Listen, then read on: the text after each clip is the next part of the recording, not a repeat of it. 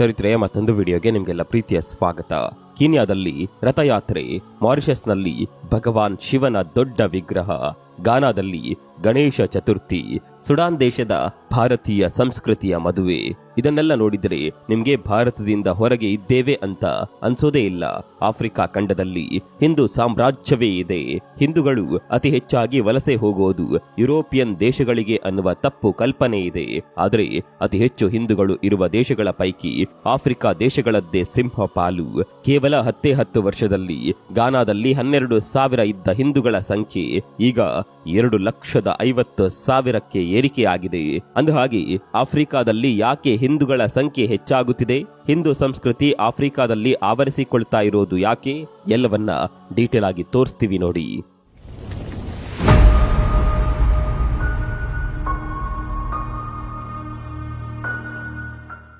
ಹಿಂದೂ ಧರ್ಮದಲ್ಲಿ ಹಸುವನ್ನ ದೇವರ ರೀತಿ ಪೂಜೆ ಮಾಡ್ತಾರೆ.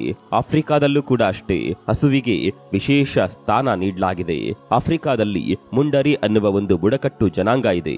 ಈ ಬುಡಕಟ್ಟು ಜನಾಂಗದವರು ಹಸುವಿನ ರಕ್ಷಣೆಗೆ AK-47 ಗನ್ ಹಿಡಿದುಕೊಳ್ಳೋದಕ್ಕೆ ಕೂಡ ರೆಡಿ ಇದ್ದಾರೆ.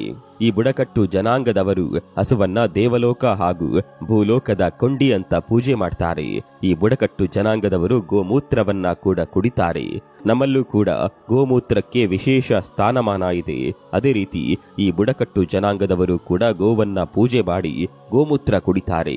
ನಮ್ಮಲ್ಲಿ ಯಾವ ರೀತಿ ದೇವತೆಗಳನ್ನ ಪೂಜೆ ಮಾಡ್ತೇವೋ ಅದೇ ರೀತಿ ಅಲ್ಲಿ ಕೂಡ ದೇವತೆಗಳನ್ನ ಪೂಜೆ ಮಾಡ್ತಾರೆ.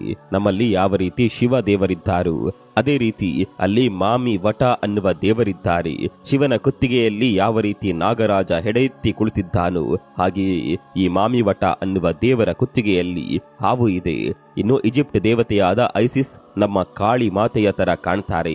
ಇದನ್ನೆಲ್ಲ ನೋಡಿದರೆ ಆಫ್ರಿಕಾ ಹಾಗೂ ಭಾರತದ ಸಂಸ್ಕೃತಿಗೆ ತುಂಬಾನೇ ತಾಳೆ ಇರೋದು ಗೊತ್ತಾಗುತ್ತೆ. ಹಾಗಾದ್ರೆ ಭಾರತದ ಸಂಸ್ಕೃತಿ ಹಾಗೂ ಆಫ್ರಿಕಾದ ಸಂಸ್ಕೃತಿಗೆ ಲಿಂಕ್ ಸಿಕ್ಕಿದ್ದು ಎಲ್ಲಿ ಅಂತ ಹುಡುಕುತ್ತಾ ಹೋದ್ರೆ ಅದಕ್ಕೆ ಚರಿತ್ರೆಯ ಪುಟಗಳನ್ನ ತೆರೆಯುತ್ತಾ ಹೋಗಬೇಕು. ಸ್ನೇಹಿತರೆ, ನಿಮ್ಗೆಲ್ಲ ಭಾರತಕ್ಕೆ ಜಲಮಾರ್ಗ ಕಂಡು ಹಿಡಿದಿದ್ದು ಯಾರು ಅನ್ನೋದು ಗೊತ್ತಿರಬಹುದು. ವಾಸ್ಕೋ ಡಿ ಗಾಮ ಭಾರತಕ್ಕೆ ಜಲಮಾರ್ಗ ಕಂಡು ಹಿಡಿದಿದ್ದು. ಇಲ್ಲಿ ಇಂಟ್ರೆಸ್ಟಿಂಗ್ ಸಂಗತಿ ಇದೆ. ವಾಸ್ಕೋ ಡಿ ಗಾಮನನ್ನ ಭಾರತಕ್ಕೆ ಕರೆತಂದಿದ್ದು ಭಾರತೀಯ ಗುಜರಾತಿ ವ್ಯಾಪಾರಿ ಅನ್ನುವ ಮಾತಿದೆ. ಅಂದ್ರೆ ವಾಸ್ಕೋ ಡಿ ಗಾಮ ಭಾರತಕ್ಕೆ ಬರೋದಕ್ಕಿಂತ ಮುಂಚೆ ಬೇರೆ ದೇಶಗಳಿಗೆ ಭಾರತೀಯರು ಹೋಗಿದ್ರು ಅನ್ನೋದು ಕನ್ಫರ್ಮ್ ಆಗುತ್ತೆ. ಇವತ್ತಿಗೆ ಕೂಡ ಆಫ್ರಿಕಾದ ಕೆಲ ಬುಡಕಟ್ಟು ಜನಾಂಗದವರು ರಾಮನ ಮಗ ಕುಶನ ವಂಶಜರು ಅಂತ ತಮ್ಮನ್ನು ತಾವು ಕರೆದುಕೊಳ್ತಾರೆ. ಇವರನ್ನ ಕುಶೈಟೀಸ್ ಅಂತ ಕರೀತಾರೆ.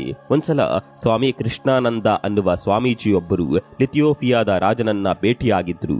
ಆ ಸಂದರ್ಭದಲ್ಲಿ ಕೃಷ್ಣಾನಂದ ಅವರು ರಾಜನಿಗೆ ರಾಮಾಯಣ ಬುಕ್ ಅನ್ನ ಗಿಫ್ಟ್ ಮಾಡ್ತಾರೆ.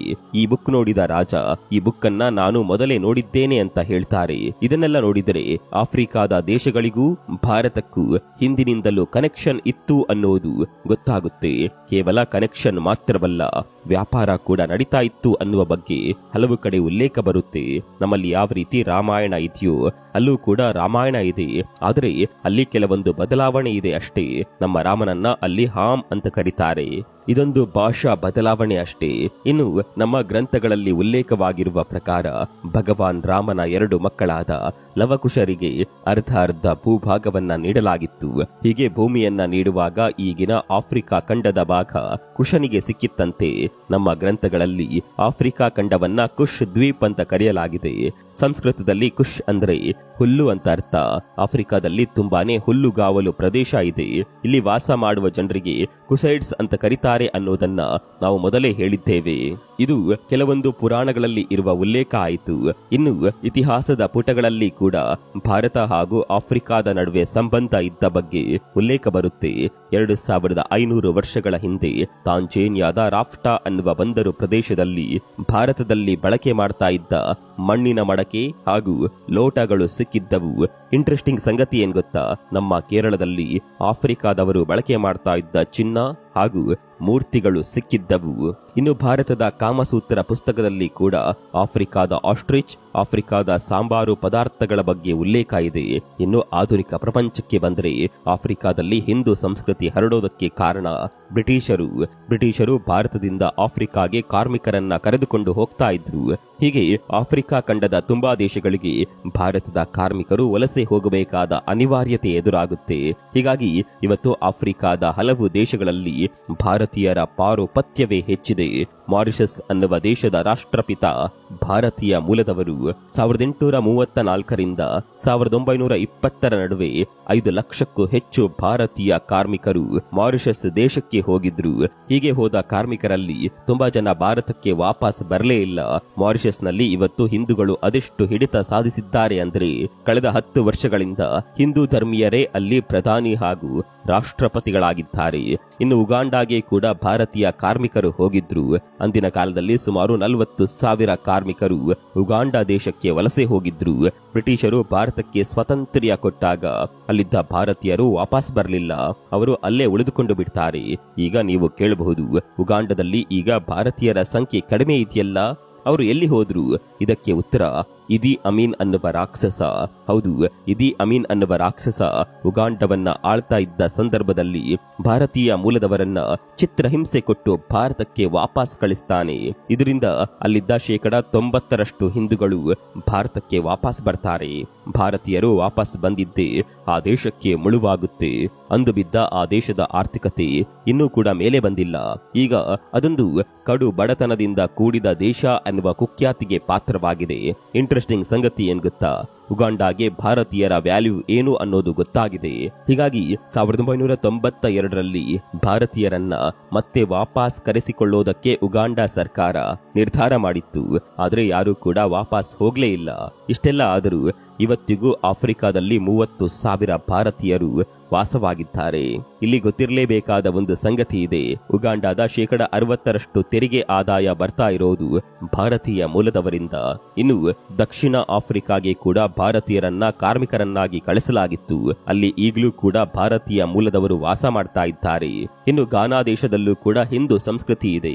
2ನೇ ವಿಶ್ವ ಯುದ್ಧದ ಸಂದರ್ಭದಲ್ಲಿ ಭಾರತೀಯ ಮೂಲದ ಸೈನಿಕರು ಬ್ರಿಟಿಷರ ಪರವಾಗಿ ಹೋರಾಟ ಮಾಡ್ತಾ ಇದ್ದ ವಿಚಾರ ನಿಮ್ಗೂ ಕೂಡ ಗೊತ್ತಿರಬಹುದು.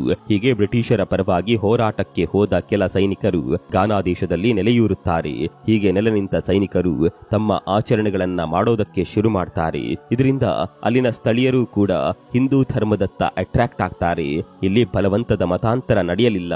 ಬದಲಾಗಿ ಅವರೇ ಹಿಂದೂ ಧರ್ಮದ ಆಚರಣೆಯನ್ನ ಮೆಚ್ಚಿ ಹಿಂದೂ ಧರ್ಮವನ್ನ ಪಾಲನೆ ಮಾಡೋದಕ್ಕೆ ಶುರು ಮಾಡ್ತಾರೆ. ಗಾನಾ ದೇಶದಲ್ಲಿ ತುಂಬಾನೇ ಹಿಂದೂ ಮಂದಿರಗಳು ತಲೆ ಎತ್ತಿದೆ. ನೀವೀಗ ನೋಡ್ತಾ ಇರೋದು 1975ರಲ್ಲಿ ನಿರ್ಮಾಣವಾದ ಹಿಂದೂ ಮಂದಿರ. ಇದನ್ನ ಸ್ವಾಮಿ ಗಣಾನಂದ ಸರಸ್ವತಿ ನಿರ್ಮಾಣ ಮಾಡಿದ್ರು. ಇಲ್ಲಿ ಒಂದು ಇಂಟ್ರೆಸ್ಟಿಂಗ್ ಸಂಗತಿ ಇದೆ. ಸ್ವಾಮಿ ಗಣಾನಂದ ಸರಸ್ವತಿ ಅವರ ತಂದೆ ತಾಯಿ ಮೂಲ ಕ್ರಿಶ್ಚಿಯನರಾಗಿದ್ರು.